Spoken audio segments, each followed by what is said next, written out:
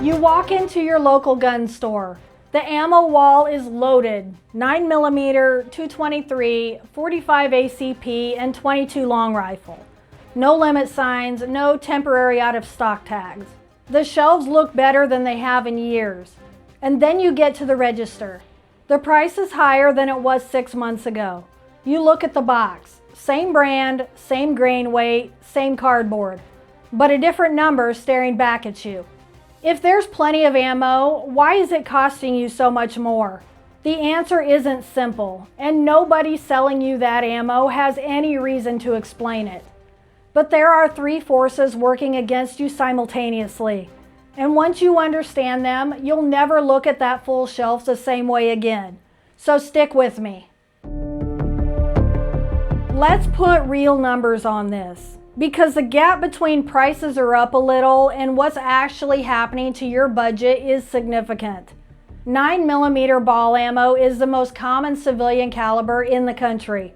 According to pricing data compiled by Ammunition Depot, the average daily price per round briefly topped 35 cents in January of 2026, roughly 10 cents higher than 2025 averages.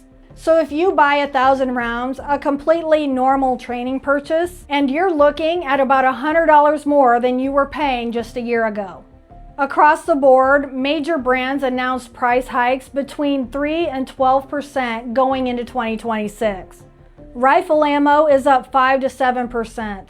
Shot shell is trending towards 7 to 10% higher. These aren't rounding errors, they're structural. There are specific, identifiable reasons this is happening. Reasons that were entirely predictable, and in some cases, entirely preventable. The full shelf isn't the good news it looks like. It's the cover story, and I'm going to show you exactly who's writing that story.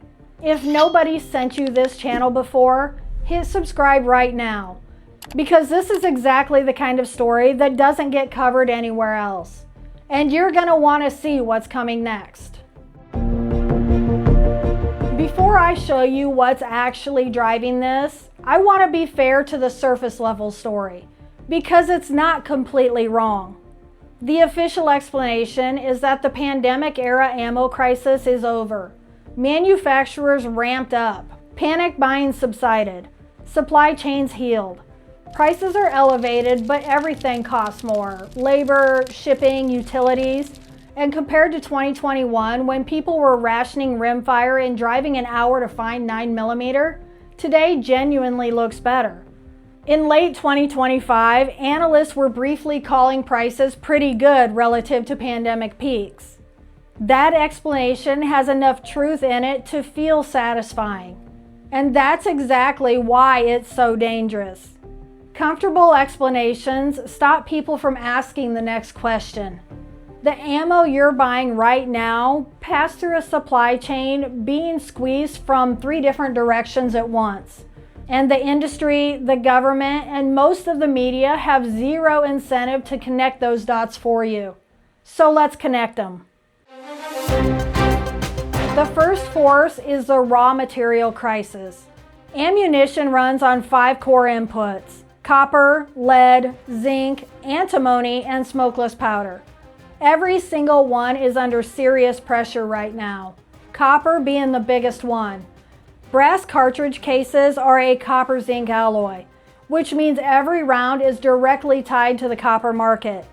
As of early 2026, copper is near historic highs, up over 30% year over year.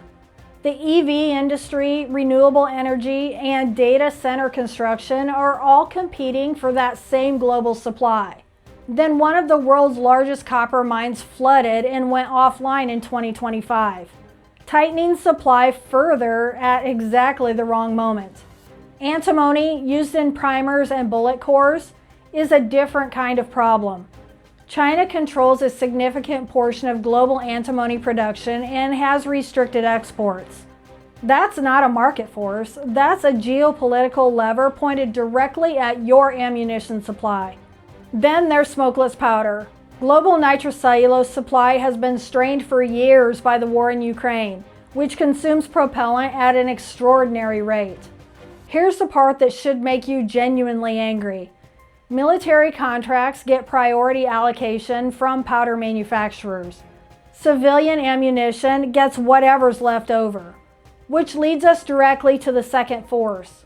You are competing against the Pentagon for the same industrial base. In March 2026, the Pentagon reached framework agreements with BAE Systems, Lockheed, and Honeywell to expand munitions production under a push to put the country on a wartime footing. The Army also stood up a new consolidated ammunition procurement office at Picatinny Arsenal.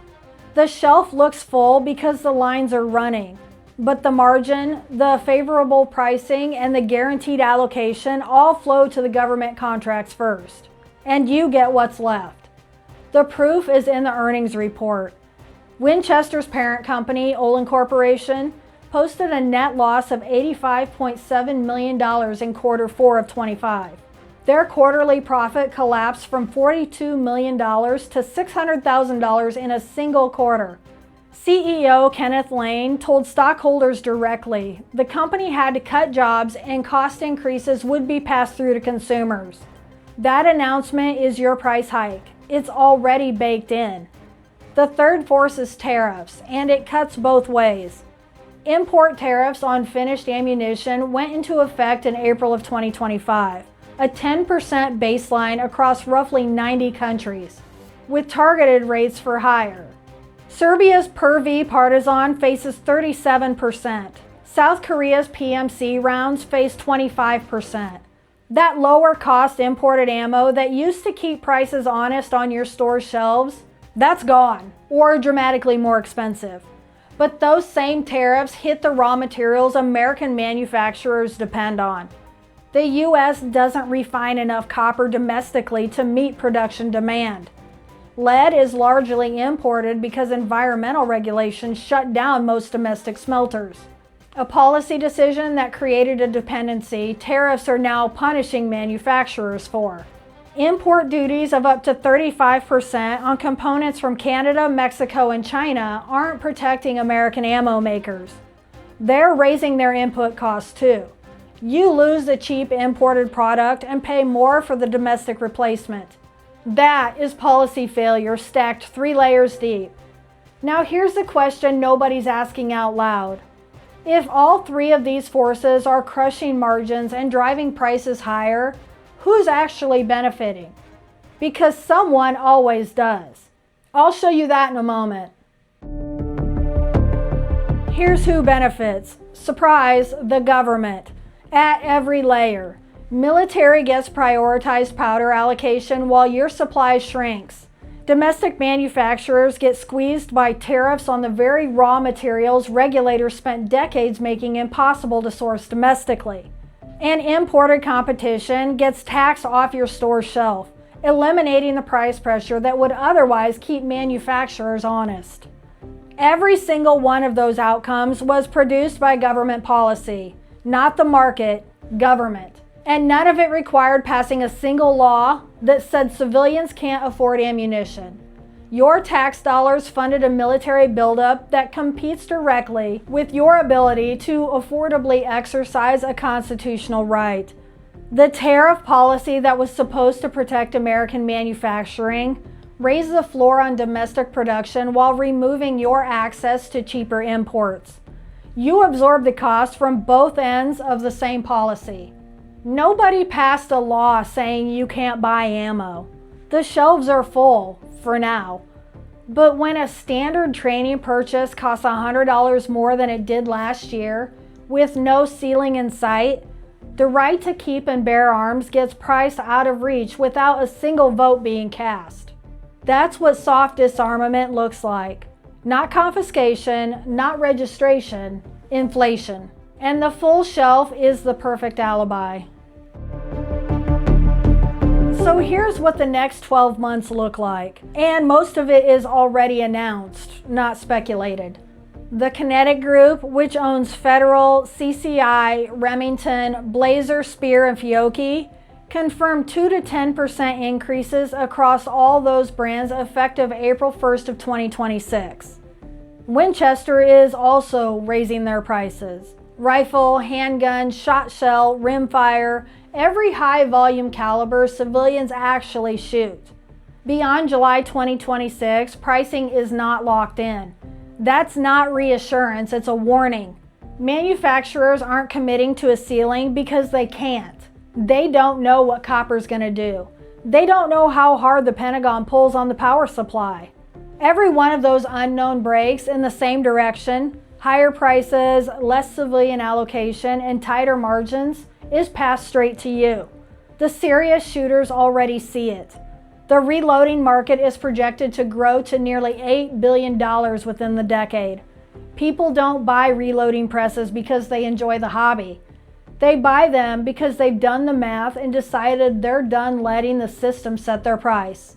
You walk back into that gun store. Same wall, same brands, same boxes stacked to the ceiling. You pick one up, turn it over, and look at the number on the back. The shelf hasn't changed, but now you know exactly what you're holding and exactly why it costs what it does. So what do you do about it? Anger without direction is just noise. Here's what actually moves that needle. First, buy smarter, not emotionally. Identify the calibers you actually shoot and build a deliberate reserve at today's prices. Not panic buying, a planned stockpile. The increases already announced make today's prices the floor. Second, seriously consider reloading. When your inputs are brass you've already fired, powder you source direct, and primers you buy carefully, you're partially outside the system that's squeezing you. That's not a hobby recommendation. That's a financial strategy.